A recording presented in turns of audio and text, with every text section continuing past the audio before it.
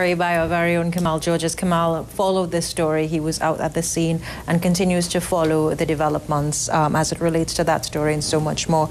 The Express newspaper today and also the Guardian, the front page of the Guardian, hunt for killers, 8 murders over the weekend.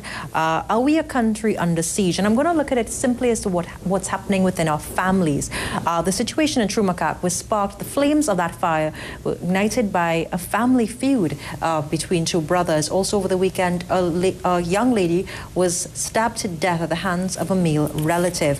We're going to also, I think the Express has 8 killed over the holiday weekend, headless body burnt and found in Arangwes. Accused head to court today hoping for peace and love in TNT. Women die at the hands of lovers on set. Daryl Joseph. Daryl, are we a nation under siege? What's happening to the families in Trinidad and Tobago? Why is there so much anger and it's resulting in these situations? Okay. First of all, good morning. Good morning. All right, and season's greetings, despite whatever might be going on out there, to you and of course to the watching public. Sad, very sad. Yes, we are a nation under siege. We have, in fact, been under siege for some time. I think what we're seeing now, looking at this in the context of the statement of emergency period. I think what we're seeing now is that a lot of what we had hoped may have been resolved, properly dealt with, diffused and so on, was in fact just put under the shelf or hid under the rug, under the carpet for a period of time.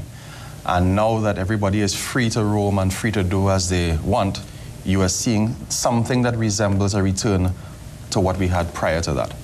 And I had reserved judgment on the whole state of emergency period until after, when we can now begin to evaluate what happened during that period and what the long-term effects. Now that we are assessing the long-term effects, would you say that the SOE has failed? In the context of the long-term effects. But you see, you have to be kind of careful about it because the state now, one of the early issues with the state of emergency, I don't want to go down too much into this, but one of the early issues was what was the intent behind it, okay? And it was very clear, or at least it was clear in some quarters, that it was an attempt to deal with an imminent threat, okay? So if you are looking strictly at it in terms of dealing with an imminent threat, I suppose the imminent threat has been dealt with. So in that context, you might say, well, yes, it was a success. But if you're looking at it in the context of a beginning or a springboard to not only slow down the rate of serious crimes, but to really get a grip and a handle on it, then you have to ask yourself questions, because it doesn't look like that right now. These family situations, why is there so much anger? Okay. As we've said time and time again, the level of anger, the level of frustration that people in certain sectors feel has been building for some time. And there are various theories that deal with that. One of the theories that I like to quote very often is from Abraham Maslow, which talks about needs, okay? Which talks about basic needs that all human beings need, and it talks about the higher needs, when you have your basic needs taken care of, the things that you will aspire towards to feel fulfilled and to feel satisfied with life, all right? And it's a pyramid structure, and at the bottom of the pyramid, we have very basic things: food, water, shelter, clothing, and so on, okay? And the theory goes on to say that if those things are not dealt with, if you don't have those things, if you don't have food, you don't have shelter, you don't have clothing, you are going to be living with a level of frustration and a level of anger that is going to be intolerable. And what we're seeing now, I think, is this spillover of that. Women die at the hands of lovers. Women have been betrayed in many ways by the men who profess to love them. And 2012 was no different. For the past year, several women were killed at the hands of their lovers, some by men who supposedly love them, while others at the hands of random strangers. Yes. The Express has a detailed account of every woman that was killed as a result of a domestic situation. Yeah. You know what? We have a lot of... I always say we don't do enough important polls in this country. We poll to see what's the popularity of this minister or that minister and, you know, what people feel about things like that. But we don't poll things like people's attitudes towards important things. For example, we need to understand the attitude that the average male Trinbagonian has towards a female person, okay? And while, as in any other society, there'll be a wide variance, there'll be some men who, you know, are very respectful and see women as equals and treat them accordingly. I think, and I'm saying I think because I don't have the evidence in front of me, all right? But I think we have a large number of male members of our society who have poor attitudes towards women, okay? And that plays itself off in situations where men and women are in relationships and the man has this sense of ownership over the woman. And he also has a sense that, you know, if she were to not be at his beck and call and not to be right there for him at every turn, that it is a gross insult to his person. As though she were to have no opinion of her own, as though she were, you know, to just have to go along with everything that he wants and everything that he says. So when a woman shows any kind of opposition to someone who is like that, who has that level of disrespect for a woman, it is interpreted, as I said, as a gross insult to the individual, a gross insult to the person. And his retaliation then in dealing with this person who has disrespected him and who has treated him, you know, with the worst possible kind of contempt, his reaction is very often a violent one. And I know in a number of topics, A Nation Under Siege, we're looking at family life. A number of families have been torn apart as a result of violent acts, whether it be murder.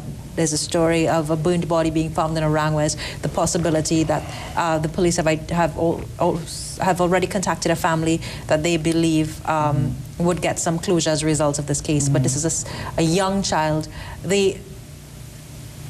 I can't even say coming back, returning to a level of normalcy, but the ability to cope with this event. Are we seeing a number of broken persons in society, and also in what is considered to be the crime hotspot areas in our country, where a number of children are now fatherless or motherless as a result of murders and gang activity? Yeah, absolutely. And you have to understand something about trauma. If something happens to my neighbor, it doesn't only affect my neighbor, it affects me as well.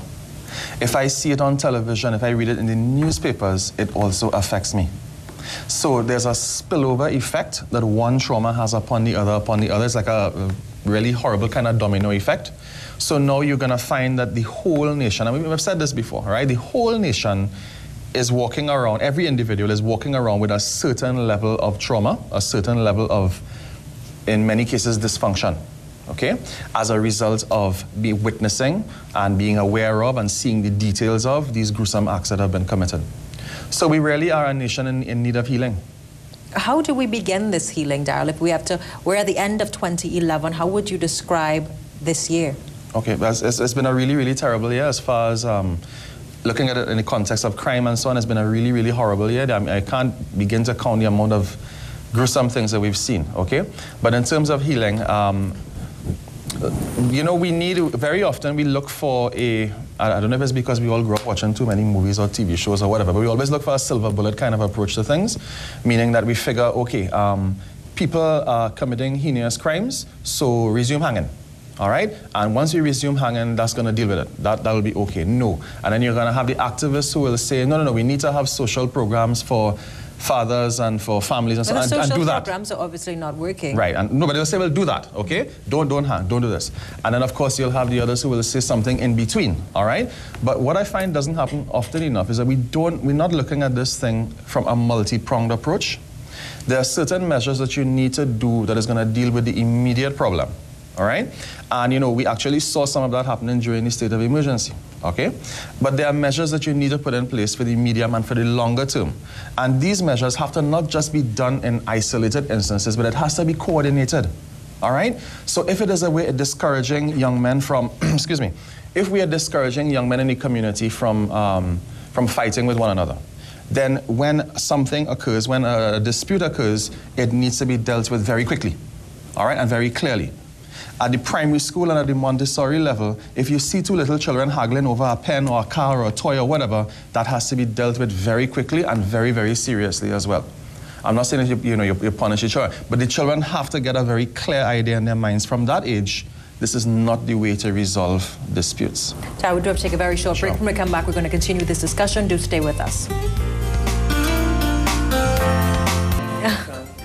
Welcome back, Trinidad and Tobago. I'm Hema Ramkissoon, and it's Wednesday, the 28th of December. Countdown to 2012. How has 2011 been to us as a nation? This year, we saw a number of highs and a number of lows. The major story, the declaration of a state of emergency. The Christmas weekend was there. It's a time to give praise, to rejoice, to know that we are blessed. However, Hunt for Killers, the front page of the Trinidad and Tobago Guardian. Don't forget to pick up your copy today as police probe 8 murders. 8 murders over the weekend. The weekend that's supposed to be a religious, despite all the festivities, all the fetting, all the rum, all the family, all the limes. It is a religious holiday. And we are now grappling with the fact that 8 families have been torn apart. Tara, we're looking at a number of issues, but how do we really heal this nation? All right. We have a very, very bad habit of being extremely reactive to things in this country. All right. So, for example, we have 8 gruesome murders over the weekend, so there might be a scramble to put this in place or put that in place to deal with it. All right. And we're going to offer the victims counseling. Okay. And we're going to do a whole bunch of things in reaction to what has happened. Okay. That needs to stop. That needs to stop. There was a whole, I remember this, you could look it up, research it. I remember there was a whole initiative about a year and a half ago to establish in the first phase 4 trauma clinics throughout the country where you would have had seasoned, qualified professionals who deal with trauma. And I'll talk a little bit about that, all right? Who are qualified and who have experience in dealing with trauma, to be open and accessible to victims of serious crime and to those people who might be living in situations where they experience violence and so on a regular basis, all right? Because there's this perception that, in order to access these services, you have to be rich or something like that. So, you can't just go to the hospital or go to a clinic the way you can go for an ear infection or a headache or, a cut or something like that. We need to harness and utilize all of the resources that we have in this country, because we do have resources for dealing with this kind of thing, okay? But we need to harness and utilize them properly in a coordinated fashion. We need to have a common vision, a common mind as to exactly what we want for the country, not just in terms of buildings and infrastructure and water and energy and so on, but in terms of the values, the ideals, the type of behavior that we want citizens of the country to have. And we need to get everybody who is involved in doing this kind of work on board, as I said, to have a united, common voice towards doing it. Okay? A united, common voice. Yeah. So I just want to bring this back to the family level. I know, because our phone lines are going to be open in a couple minutes. For the women out there who are in relationships, what are some of the warning signs that they do not end up being the headlines of a paper? Okay. What do you usually see? People who are about to commit acts of abuse don't announce it beforehand, all right? So you do have to know what some of the warning signs are. And one of the most common warning signs is jealousy, okay? Or a sense of suspicion, where let's deal with it in the context of, excuse me, the male person who is the perpetrator of violence against the woman, okay? So you notice that your male companion is always suspicious of you and always asking questions as to who you're talking to. You're walking down the street and he's accusing you of looking at some guy, or he's accusing some guy of looking at you. He calls you all the time, not to say I love you and how you're going, but to see where you are, what you're doing now, that sort of thing. So, and that kind of behavior is often misinterpreted as being very protective and loving and caring. And also for the parents out there, or for those, the situation in Trumakak that started as a result of a family feud that just went a little out of control. 5 persons are now dead. Yeah.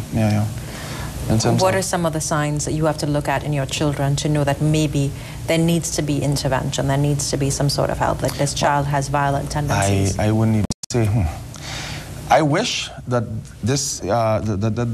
these services were available to all schools and all children, because I would say that once you're living in those kind of communities where you're witnessing that sort of thing on a regular basis, you need to be talking to somebody. The child needs to be speaking to somebody. I wouldn't even say, okay, we'll talk about some of the signs, all right? But I wouldn't even say look out and wait to see those things. Right. Because very often things can be latent. They could be sort of hidden.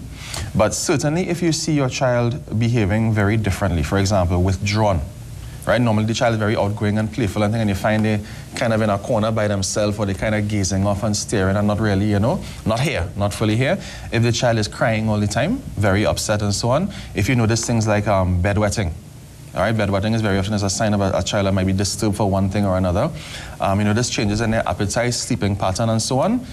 What you're looking for is changes from the norm, from how the child would normally behave. And once you see anything looking different, it would be wise to take the child to a professional that can sit down and deal with them and assess them and see what could be done. Now, Daryl, I do have to ask this question in terms of the cost of the services. Now, some would look at a child and, we have to look at the economic situations that every individual, every family faces. The cost of a professional psychologist, a childcare specialist is not very cheap. Are these facilities available to free in any parts of the country? Do we have the resources to do that? Is the government looking at effectively putting preventative measures in place? I can't answer for the government. I cannot answer for what preventative measures they might be putting in place. What I can say is that the resources are there. The cost of services is not as expensive as you might think. All right? Because I see people, I am bold, so I mean, I don't really have much of an appreciation of how much money people spend on their hair and things, all right? But I see people spending lots and lots of money on hair and on clothes and on shoes and so on for different things. And I'm thinking, well, my God, if you can afford those things and your child is in a state, I think you could probably afford to take your child to somebody, for them to see someone, all right? But there are agencies like Families in Action, and I mean, I miss somebody, so forgive me, I'm not, that's not what I'm here for, but there's Families in Action, there's the Domestic Violence Hotline, we have the Suicide Lifeline, I think it is, a deal with suicide and so on. These are all NGOs, where persons from the public can either call or they can walk in and they will be attended to. We do have to take our final break for this segment. When we come back, we're going to open our phone lines for a bit, give you a chance to speak to Daryl. Maybe your family may be going through something at this time, and we hope to probably give you some guidance on that matter. Stay with us. Our phone lines are now open, 624-8721. I think we have a call on the line already. Hello, good morning.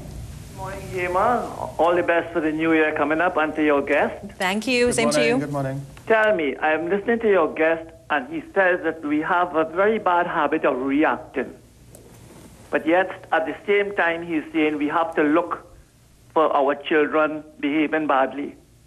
What is happening in the schools and in the primary schools? Are we training the children not to act badly at first, rather than wait until they start acting badly and then try to correct them? Okay, no. Are we doing enough? Thank you so much. And I know I specifically asked Daryl to give some advice to parents. I know the school system is a little different, but the question you may have heard was the response to parents. What can they do to ensure that their children, kind of follow the right lines in life and do not fall out of the system? But Daryl, if we have to, and we also spoke about relationships, to the mothers out there who may have sons, what would be your advice to them? Because we always look at that male-female dynamic. Yeah, definitely respect. Respect for women in particular, and respect for themselves. Because, we're seeing the effects of not having strong fathers around. And one of the things that strong fathers do is that they teach their sons how to treat women, by how they treat their wives, by how they treat their mothers, and so on. In the absence of that, it is unfortunate, but in the absence of that, the role now falls to the mother to carry out that kind of very important duty. And while, we may talk about how well a mother can do that by herself, she still needs to try. So from as early an age as possible, we need to encourage boys, teenagers, to have respect for women, not to see women. You see men suiting women and treating them like a piece of meat, But we are in a society where women are objectified, and I think even women and men, and I don't really want to come out to be, bashing there this morning. I think we have a call from Shagonis. Shagonis, good morning. Hello. Good morning. Good morning, you're on the air. Morning. I was just listening to the comment that the gentleman was making there, which is one of the reasons why I chose to call. In society, we expect that the men would be the ones to train the young boys in how to deal with women and how to treat women and so on. Most of the time, the people complain about, the little boys growing up bad because the father figure is not there, father abandoned them and all of that. But the mother that remains with these children, isn't it her responsibility to now grow these children in the right way? Like I always say, the parent that left, they left, right? But the one that remains, their role is so important, because you have to let the children know that you remain because you love them and not because you had no choice. Right? And I am a single parent. My husband more or less abandoned us at a young age, my son actually at a young age. I grew him up alone, basically. And I was able to send him to university and all of that. And he is a nice child. He has grown up nice and without a father figure. Congratulations to you on doing that. Well done. Well done. I know, and this is my theory that I am here and I need to see you grow up in a respectable manner and all of that. And it's all based on, I guess, my principles and the respect that I have for myself. Right. And the respect that I have for him as a young child growing up. I always would tell him that I have a certain amount of respect for you as an individual rather than to say this is my young son or whatever it is. He is an individual regardless of how young he is. Right. And, when you give them that confidence in themselves, they grow up with the confidence to know that, hey, this is me, I am somebody of worth. Right. And some of them, most of the time, this is what they lack. Okay. That sense of worth. Thank you so much. A success story there. But, Darrell, we also have to look at, there's the flip side that you can make a child, but you cannot make the child's mind. That's right. There are parents who, like that mother, will give everything that they own, everything that they have to ensure that their child doesn't suffer the same fate that they have. But then sometimes you see children just not embracing. They make their own choices. But you can certainly minimize that by preaching the right message and by teaching I talk about this coordinated approach and so on, a consistent set of values. Society decades ago understood this very well. Or maybe they didn't really understand it, but they did it very well, all right? Where if a child does something wrong here and they go over there and somebody will correct them there. And if they come back here, somebody else will correct them for the same thing. And when they come back home and the parent hears about it, they'll get corrected for it again, all right? So there was a common set of values, a common sense of what is right and what is wrong, what is acceptable, what is not acceptable, and it was reinforced at every possible turn. But now you have situations where you go to school and the teacher tells the child one thing, the child goes home and the parent says, what did the teacher tell you, what did you do? Well, I'm going for them, all right? So you're confusing the children, you're giving them all sorts of mixed signals, so how can they expect to act in a consistent manner? Let's take our final caller for this segment. Hello, good morning. Good morning. Good morning, you're on the air. Morning. I want to make a contribution as to the child development. I think that basically most of the child development takes place in school. A child spends a lot of hours in a school. And we have a total, I think, if I may say, total breakdown of disciplines in schools where the teachers don't have the authority, so to speak, as let us say, 30 years ago, 25 years ago, when they had the authority to institute corporal punishment on children, more stern discipline and so on. Now the teacher has to be mindful as to how to speak to the child, because and they cannot institute corporal punishment on the child. You have to go from and children know these things and they take advantage of it. Let us say in my time when I went to school in the 60s and the 70s, we were subject to punishment, for misbehaving, for even simple things as having our nails dirty, things like that. And it worked for us because I am in my 50s. I never went to prison. I never got locked up. I have children and I institute the same discipline on them. And thank you so much, caller. We are running a little out of time, so I do apologize for that. The use of corporal punishment and discipline, using it as a form to discipline the child. Like I can say my mother, if I did something wrong in school, would come home and, give it a good lacing. And I turned out okay. So some parents would look at it like, okay, my child turned out okay. She knows the difference between right and wrong. Yeah. Corporal punishment is a ticklish issue because there's a very thin line between using corporal punishment for punishing and using corporal punishment as a reaction to becoming angry at something that a child does, all right? And I think that's where the problem really came in. And then when you compound that now with the level of anger and the level of disrespect that a lot of our young people are walking around with and that they live with, I'm not sure how well that kind of approach would work. For example, if you were to just reintroduce that in the system today, I'm not sure how well that would work. So how would you advise parents to now discipline their children? Because we're talking about parents who, I think they learned one type of discipline where I would say, okay, my mother did this to ensure that I learned my multiplication tables and I did this and I did that. But then now children are faced with a different set of pressures in a different society we're living in. How would you advise the young mothers and fathers out there to discipline their children? Yeah. a lot of parents would have grown up with the kinds of values you're talking about there, and we know it. Parents know it, okay? But because of pressures from within and from without, a lot of parents cave in, and they want to be friends with the children, and they don't want the children to be angry and upset with them and so on. And you know, parents give in, but very often, you know, a lot of cases, we know the things that we're supposed to be doing. We know what we're supposed to uphold. Little child walks out first thing for the day and just watches you and says, "Where breakfast?" Something's supposed to happen there. And this is the kind of things that happen in homes all the time. Something is supposed to happen. You just say, hold on a second here. Who are you speaking to? You haven't said good morning. Go back inside and start over again.